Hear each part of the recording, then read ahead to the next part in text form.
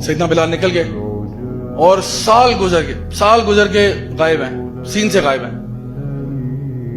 عمر یعنی ابو بکر صدیق فوت ہو جاتے ہیں، عمر ابن خطاب کی خلافت آتی ہے، جروسلم فتح ہوتا ہے.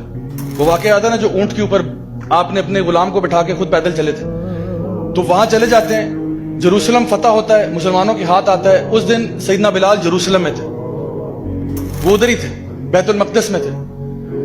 تو صحابہ نے جب دیکھا کہ جی جروسلم مسلمانوں کے ہاتھ آگے، سب نے کہا بلال کہاں ہے، بلال کہاں ہے؟ کہا سیدنا بلال آپ اذان دے دیں. پہلی دفعہ بیت المقدس میں اذان ہو رہی ہے. کہا سیدنا بلال آپ اذان دیں، آپ نبی کے مؤذن ہیں. سیدنا بلال نے انکار کیا، میں نہیں اذان دے سکتا. صحابہ نے بہت پش کیا، پلیز اذان دے دیں، پلیز اذان دے دیں. پھر بڑا دل پر پتھر رکھ کے وہ اوپر کھڑے ہوئے اور اذان دی. اور مورخین لکھتے ہیں کہ جتنے صحابہ وہاں موجود تھے نا، سب کی داڑیاں آنسوؤں سے تر ہو چکی تھی، کیونکہ جب وہ اذان سنی نا اتنے عرصے کے بعد ان کو لگا جیسے نبی واپس آ گئے، نبی کا دور واپس آ گیا. کیونکہ یہ اذان آخری دفعہ نبی جب زندہ تھے تب سنی تھی، جب وہ دنیا میں موجود تھے تب سنی تھی. تو اب دوبارہ سن رہے ہیں تو سب کے دل لرزے ہوئے تھے، سب رو رہے ہیں.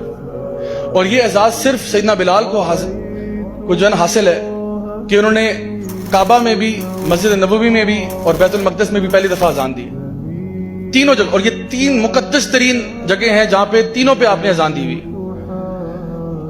اچھا اس کے بعد کیا ہوا، آپ اذان دی، آپ بھی ایموشنل ہو گئے، ظاہری بات ہے. آپ وہاں سے نکل کے ڈمیسکس چلے گئے، سیریا چلے گئے. سیدنا بلال سیریا چلے گئے ڈمیسکس میں. کئی عرصہ وہاں گزر گیا. ایک دن کہتے ہیں رات کو میری خواب میں نبی کریم صلی اللہ علیہ وسلم آئے اور کہتے ہیں کہ بلال کیا ناراض ہو میرے سے، اتنا عرصہ گزر گیا تم آئے نہیں مدینہ. تو سیدنا بلال کہتے ہیں کہ مجھ سے رہا نہیں گیا، میں نے نہ ادھر دیکھا نہ ادھر دیکھا، کچھ نہیں دیکھا، میں بس بھاگا مدینہ کی طرف کہ اب تو نبی خواب میں آ گئے. کہتے میں مدینہ پہنچا، سیدھا روضہ رسول پر گیا اور کہا کہ میں آ گیا ہوں یا رسول اللہ، میں آ گیا ہوں واپس.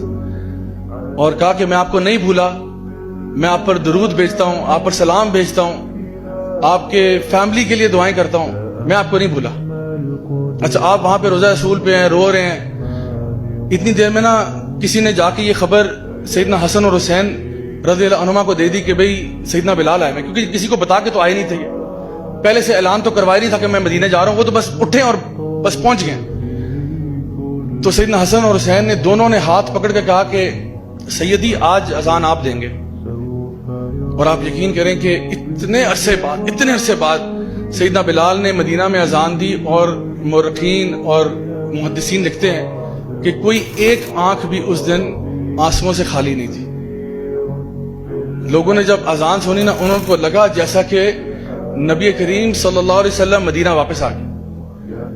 آپ سوچیں کہ یہ وہ صحابہ ہیں جو نبی پر جانے دیتے تھے، یہ وہ لوگ ہیں جو سٹرینجرز تھے، یہ وہ لوگ ہیں جو اپنے دین پر قائم تھے.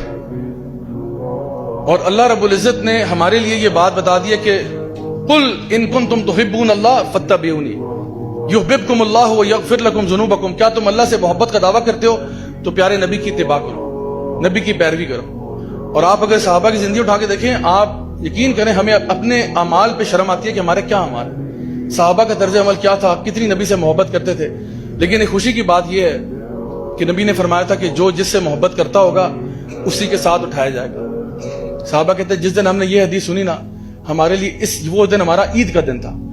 یعنی اس دن ہماری عید تھی، کیونکہ اور ہماری خطائیں اپنی جگہ، ہمارے گناہ اپنی جگہ، ہمارے مسئلے اپنی جگہ، لیکن ہمیں رائی برابر بھی شک نہیں تھا کہ ہم نبی کریم صلی اللہ علیہ وسلم سے محبت کرتے ہیں. ہمیں یقین تھا کہ ہماری محبت نبی کے ساتھ سچی ہے. اور اس لیے جب انہوں نے یہ کہا نا کہ ہر بندہ اسی کے ساتھ اٹھایا جائے گا جس سے محبت کرتا ہوگا، تو ہمیں اس بات پہ خوشی تھی کہ انشاءاللہ ہم نبی کریم صلی اللہ علیہ وسلم کے ساتھ اٹھائے جائیں گے.